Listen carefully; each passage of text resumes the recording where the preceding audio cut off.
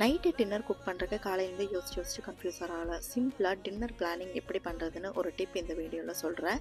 எப்போவுமே வந்துட்டு ஒரு ஃபுட்டை வந்துட்டு அதிகமான குவான்டிட்டியில் குக் பண்ணும்போது வெஜிடபிள்ஸ் கட் பண்ணுறதாகட்டும், இல்லாட்டி அந்த ஃபுட்டை குக்கிங் பண்ணுற டைமிங் ஆகட்டும், எல்லாமே ஓவர் டைமிங் தான் வந்து ஆகும்.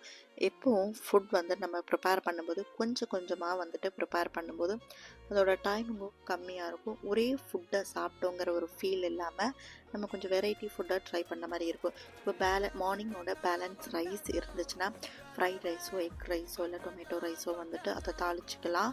அதுக்கப்புறம் கொஞ்சம் தேவைப்படுற அளவுக்கு ஒரு உப்புமா சேமியா மாவு இருந்துச்சுன்னா இட்லி தோசை பணியாரம் இந்த மாதிரி கூட வந்து ட்ரை பண்ணிக்கலாம். அப்போது ஒரே ஃபுட்டை சாப்பிட்ட மாதிரி ஒரு ஃபீலும் இல்லாமல் நம்ம ஒரு வெரைட்டி ஃபுட்டை சாப்பிட்ட ஒரு ஃபீலிங் இருக்கும். டைமிங்கும் கம்மியாக தான் வந்துட்டு ஆகும். இந்த மாதிரி வந்துட்டு உங்களோட டின்னரை பிளான் பண்ணி பாருங்களேன். என்ஜாய் பண்ணி எப்போவுமே டின்னர் குக் பண்ணுவீங்க.